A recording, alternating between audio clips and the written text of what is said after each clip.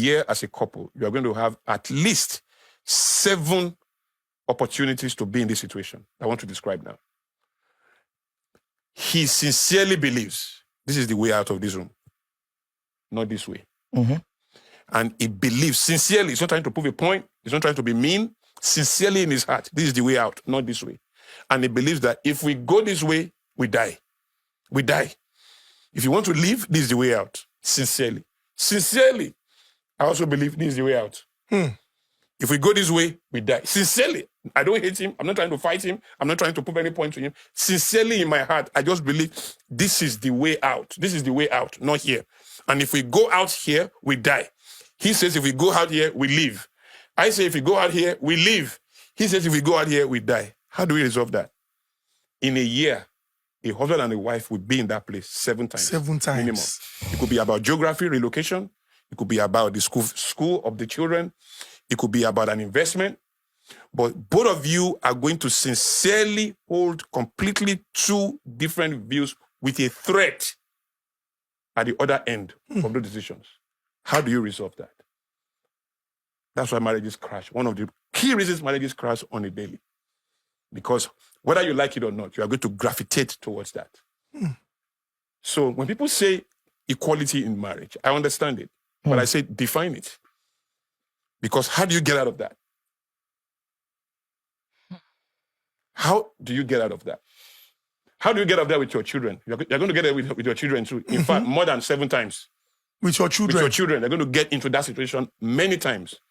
How are you able to resolve it? They don't think you are superior to them, but they think you are daddy. You've been here for a while. You should have some ideas. More experienced. You have more experience. You know, some kids believe their parents are not smart.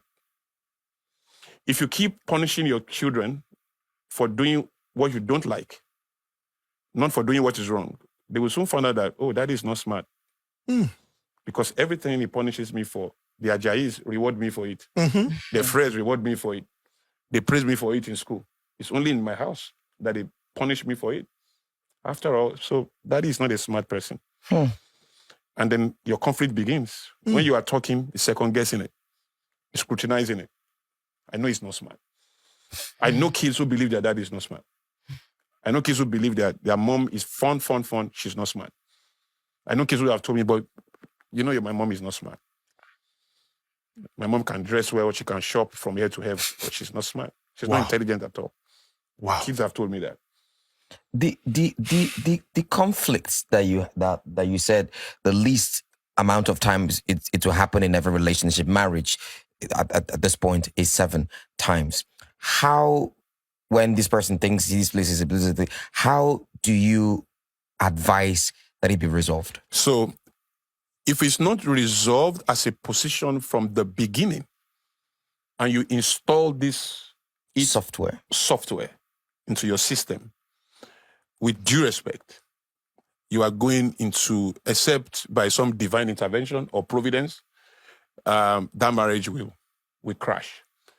It will crash, or it will be greatly stressed.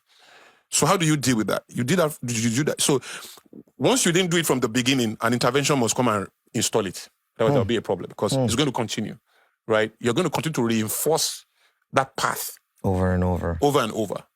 So if you come down to it, from the beginning, we say, okay, like I said, how do we resolve conflict? What are the ingredients of conflict resolution? One of them is apology, because offense is a constant. Offense is going to happen. So that's a constant. So we've taken that, which is, there's a lot of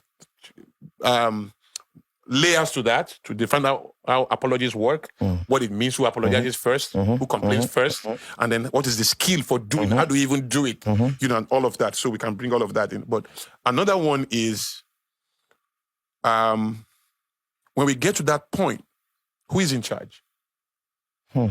To lead the conversation. To lead the conversation. You get to that point in the business as well. But there was a CEO. That's the problem. That's the beauty of a business. There's a board management. There's a chairman. There's an executive director. There's a leader, right? You get there in parent-child relationship. There's a father. There's a parent. There's a mother. The problem with the message of equality, and I always say it to people, freedom without rules is a vice. The highest level of freedom is psychosis. When you are very free, you are naked on the street, walking away. That's the highest level of freedom. There's freedom of speech, but there's libel. There's freedom of movement, but there's trespass. Yes. You are free to move, but you There's can't come jaywalking to my as well. house. If you come into my house, I'm going to resist you, right? Do you have freedom of movement? So freedom is like emotions. Freedom, like emotions, must be subjected to reasoning. Reasoning must be guided by truth before you move to action. You don't use your right, your freedom to take action. You will destroy the world. You don't use your emotion to interpret action. You will destroy the world. You have to subject them to reasoning and allow. So between E and A, emotion and action.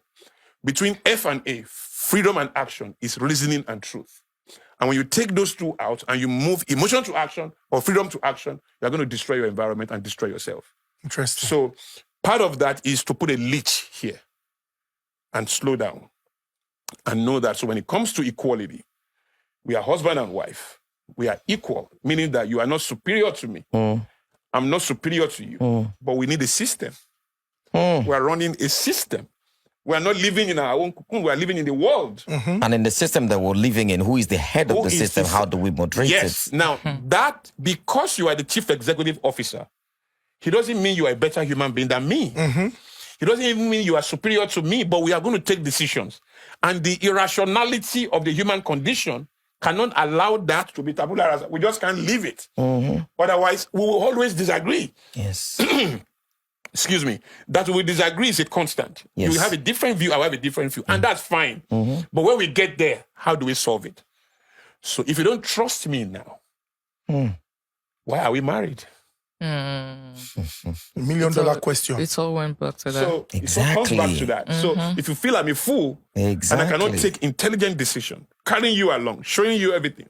Now, so what are we doing? What are we doing? Because many times in a marriage, as my wife, you're going to come to me and say, let's do it this way. And I will agree. It makes sense to me. There'll be many times I will come to you and say, hon, let's do it this way. And it will make sense to you. But there will be times when you will come to me, let's do that, and I don't agree. How do I express that? You also you just don't say no. Like I said, if you have also made yes default, those kind of days will be easier because your no will be powerful. Yes. Right? But on your best day, there will be sincere, honest clash in view. On those days, the leader has to show up. And can I be honest with you? He doesn't mean the leader will get it right. And when he gets it right, he's not become a useless person. It doesn't make him a bad leader. Because top performance is total notable success over total notable flaws. What does that mean? It's not just total notable success. So a wise person is not somebody who doesn't fail, who doesn't act foolish. A wise person acts foolish also. When somebody is a wise man, he acts foolish. It's just that most of the time he acts wise and he acts foolish occasionally. So because he acts wise most of the time, he has a reputation for wisdom. So they say he's a wise person. It doesn't mean he doesn't act foolish. His foolishness is rare. His wisdom is more. So they say he's a wise person. A foolish person also acts wise. Oh, he acts very wise. It's just that he acts foolish most of the time. Yes. And he acts wise occasionally.